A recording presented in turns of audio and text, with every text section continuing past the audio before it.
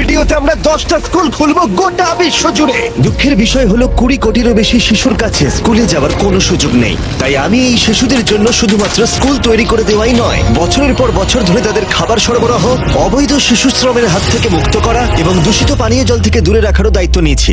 এটাকে শুট করো না। জল পেয়েছি আমরা। এই ভিডিওটা গোটা বিশ্ব জুড়ে লক্ষ লক্ষ মানুষের জীবন বদলে দেবে।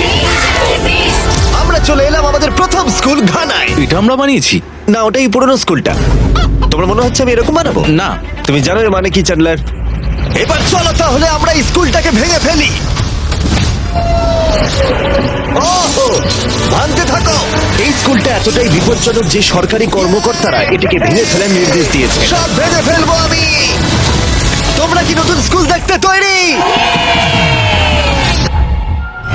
যাও দেখে নাও তোমাদের নতুন স্কুল, মজা করো। তোমাদের কেমন লাগছে বলো? দারুণ।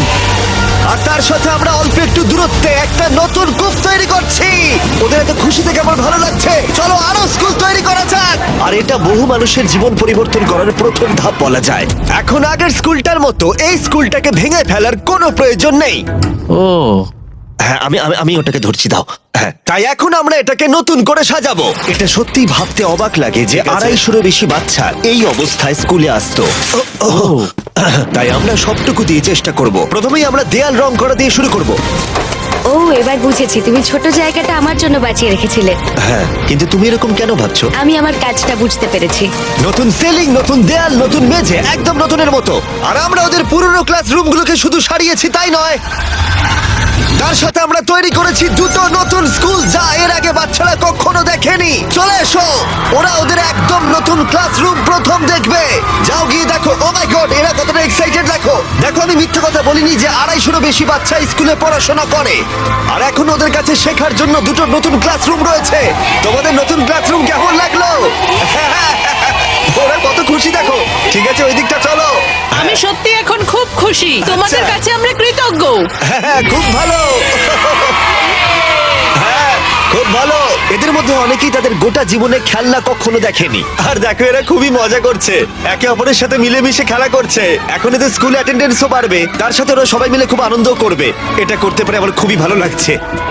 এই স্কুলের প্রিন্সিপাল আমাকে বলল যে এই স্কুলের দুজন টিচার তাদের স্যালারির অর্ধেকটা খরচা করে দেয় যাতায়াতে। অনেক ঘন্টা লেগে যায় ওদের স্কুলে আসতে, যেটা সত্যি খুব দুর্ভাগ্যজনক আর একদমই হওয়া উচিত নয়। আর এই জন্য জোসেফ আর ম্যানুয়েল তোমাদের চোখের কাপড় খুলে ফেলো।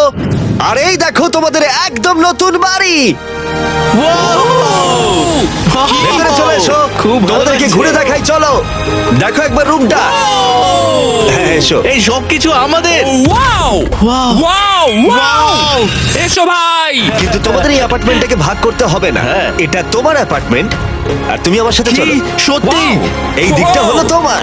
ও ভাই, অনেক অনেক ধন্যবাদ আপনাকে। অনেক ঠিক আছে, ধন্যবাদ। ঠিক আছে, কোনো ব্যাপার না। তোমরা দুজনেই খুব ভালো টিচার। অনেক কিন্তু ধন্যবাদ। শুধুমাত্র আমরা এখানেই থেমে থাকবো না। যখন আমি এখানে প্রথম আসি, এমন কিছু আমি দেখেছিলাম যা ভুলতে পারিনি।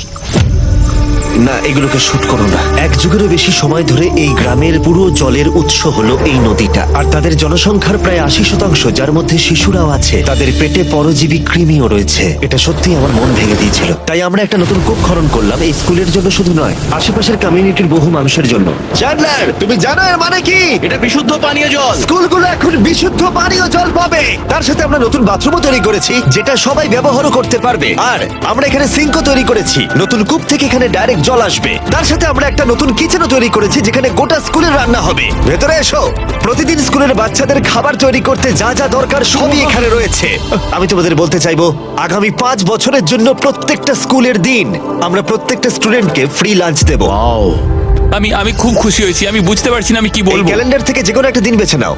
2030? 2030-এর মে মাস, ততদিন আমরা ফ্রিতে খাওয়াবো। এটা সম্ভব? সত্যি বলছো? হ্যাঁ, এটা সত্যি, আমরা দিচ্ছি।